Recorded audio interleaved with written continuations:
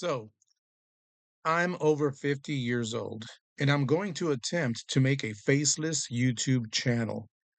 Like many of my fellow quinquagenarians, I find myself in between jobs right now, and the job market hasn't been, well, let's just say that it hasn't been too kind.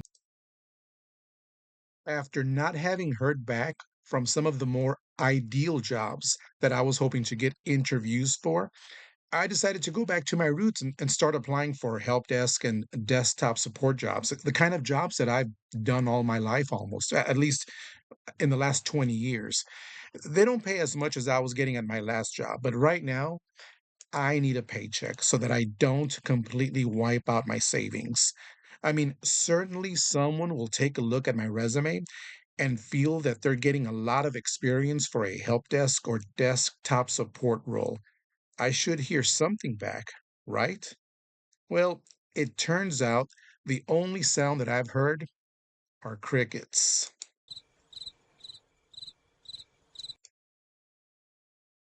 However, during this time of looking for a job and scrolling through countless of YouTube videos, I've noticed many people my age are finding themselves in the same situation. Other folks that through experience are overqualified in some areas, but they find themselves in what is becoming or has become a poor job market with a lot of competition and a possible recession looming over our heads. But some of my fellow 50 plus year olds have decided to pivot in life and are trying to take advantage of other opportunities. One of the things I've noticed is a lot more videos of over 50, 60, 70, and yeah, even over 80-year olds that are becoming YouTube content creators. Like this guy right here started my YouTube channel at 80. Impressive. And many of these people are finding an audience. Since I myself am 53, I figure I may have something to share to other fellow over 50-year-olds, others that may have an interest in hearing what I have to say. Now, my reason in starting a YouTube channel has multiple purposes. Obviously, the main one is to start a channel and be able to monetize it. That's kind of a given. But what are the other reasons that I think could be beneficial? Well, it seems that learning how to become a content creator has a plethora of skill sets that I may be able to learn and maybe leverage those skills to become some kind of freelancer or I can maybe even make money off of that. So I actually signed up on some of those freelancing sites like Upwork and Fiverr, and I didn't have any success. But while I was on there and I looked around, I noticed that there are a lot of people that offer jobs or are looking to hire people that have YouTube specific skills. Basically, a lot of skills that I don't have any practical knowledge in.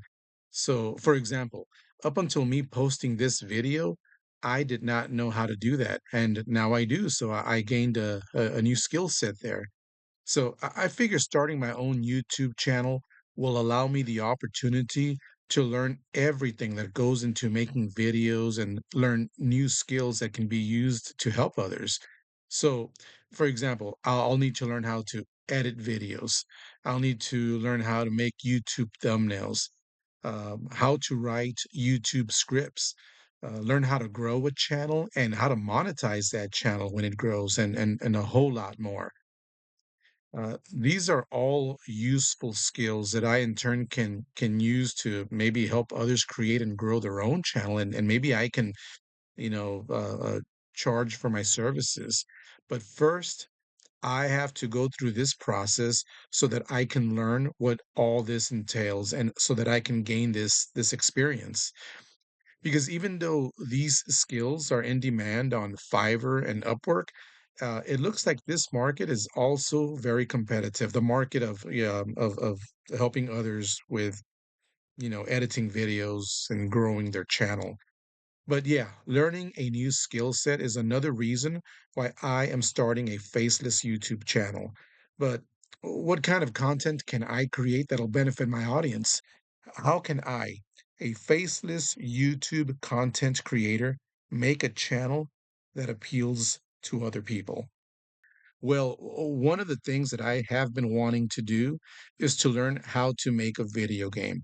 I am a 53-year-old who watches YouTube and I like video games.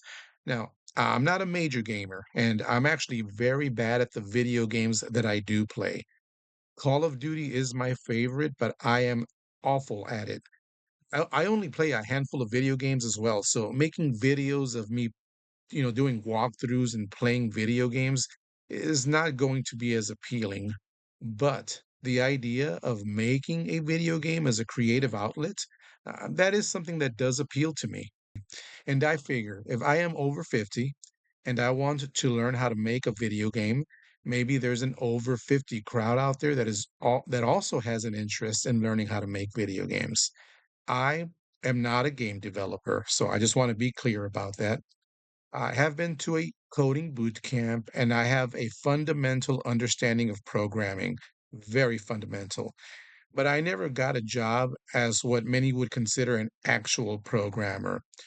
With that said, I know enough that I think I can create a YouTube channel of me attempting to learn. And hopefully, this learning process appeals to an audience of beginners in their older years who find this content maybe find it less intimidating than other videos that are currently out there on how to make video games. I am wanting to come at this from a place of a learner and a creator who is just journaling their process. And hopefully, this encourages you to join me for the ride so we can learn together. Now, I have decided to use an open source software called Godot. Now, I have dabbled in the past in trying to make video games. About 10 years ago, I tried to use a game engine called GameSalad, and I was able to actually make this little gem right here. Let me kind of show you kind of how this gameplay goes. So yeah, here we go. It's just basically using squares. My main guy is the white square right there, and I'm just shooting at my enemies left and right. And you can see at the top, I have a little scoreboard up there, and I think it's a little fun to play. And yeah, so I was able to actually make that little game using Game Salad. But I kind of got away from Game Salad. I'm trying to remember why, but I think it's because it used to be free to download the software, and then all of a sudden they started charging money for it. Let's see here. If you go over, you can see, here we go. As you can see, yeah, the basic membership is $19 a month. So they went to a subscription base, and yeah, so I just kind of stopped using it, and really that's the only game I made. So yeah, so then I tried to make a game with another game engine. Here's another one called Buildbox, and actually I did make a game with this one. It was here's a video. Yeah, here we go. Here's a video of kind of what the gameplay was all about. It's little guy just jumping, just little side scroller kind of game, and I was actually able to make that game with uh with Buildbox and was able to publish it onto the Google Play Store. Unfortunately, it did not do well at all. It was an awful game. Nobody played it except for myself and my now wife. And even she had to admit that this was just a very difficult game to play, not very good gameplay. The thing about Buildbox is that it is a drag and drop. There's no programming involved. But the reason that I didn't pursue it is because I believe it was going to cost me $1,000 to keep the software. It was like a 30-day trial period. That's how I was able to make that little game. But luckily, it's no longer that expensive. But depending on what version you get, it can cost you about $15 a month for the subscription. So I decided that I didn't want to continue using a software that was going to cost me money. Although if it was $15 back then, maybe I would have stayed with it. But yeah, at this point, I don't want to use any software that's going to cost me money to make video games. But it's something you can take a look at if you'd like. Let's see, what is the next thing that I tried to do here? Oh yeah, another one that I tried to work with is GameMaker. I also paid for this one because I wanted to make a game and I wanted to publish it on the web. I think it cost me $180. However, you can actually download this for free and make a video game for free. Yeah, I think they only charge you the moment that you want to monetize the game.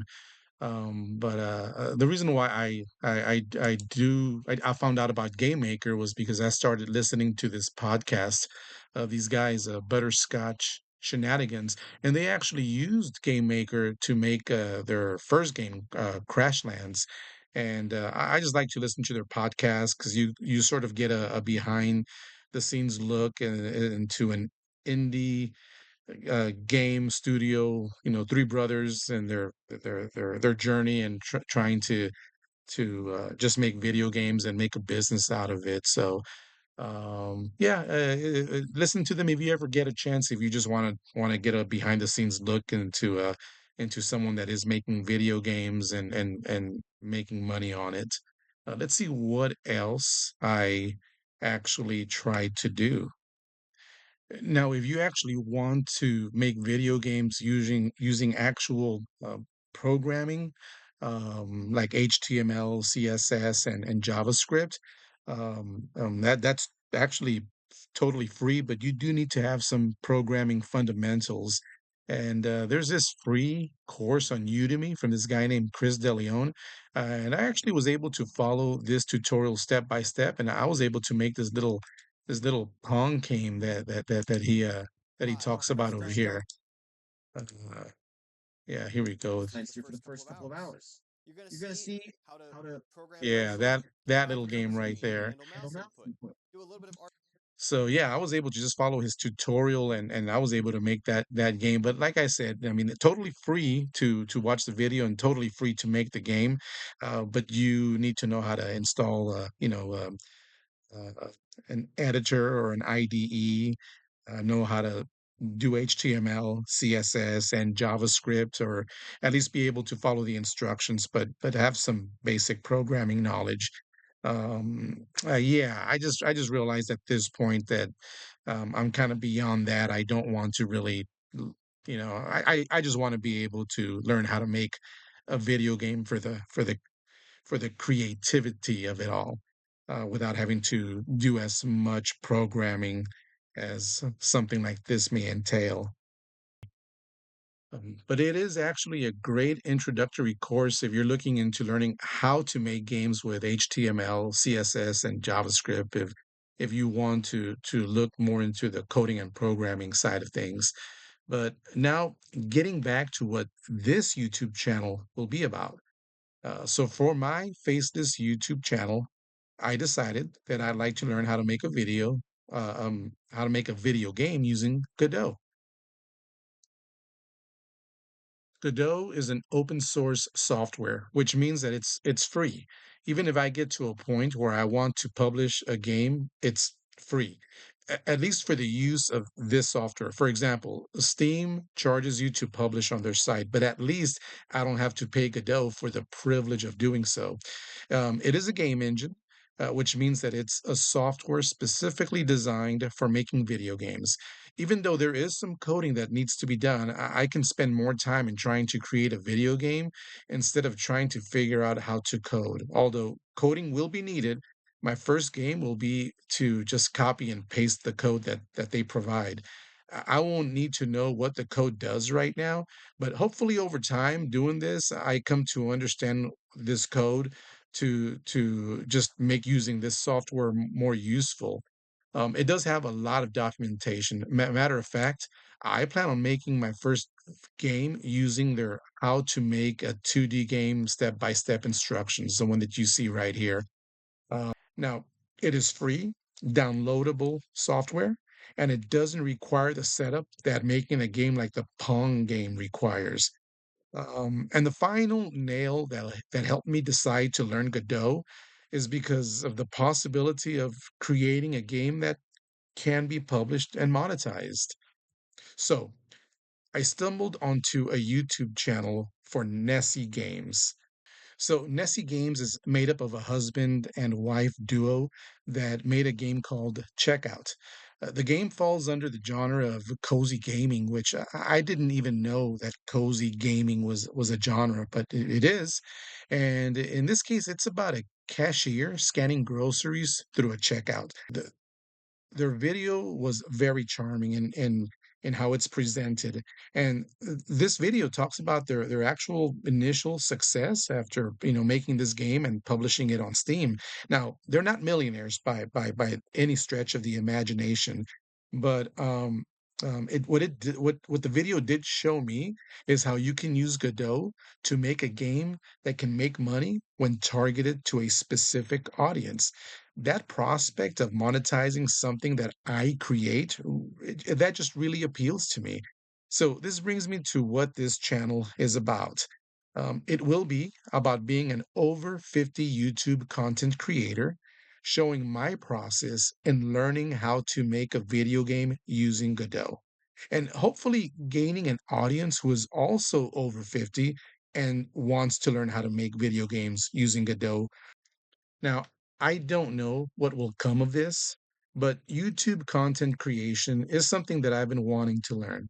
And dabbling in video game making has been something I've been wanting to continue as just a creative outlet. So maybe we can take this journey together and just enjoy the ride. I want to thank you, and I intend to make my next video as a walkthrough in creating the 2D game using the Godot documentation. So if you want to plan for the next video, go over to the Godot site and just take 5 minutes to navigate through it.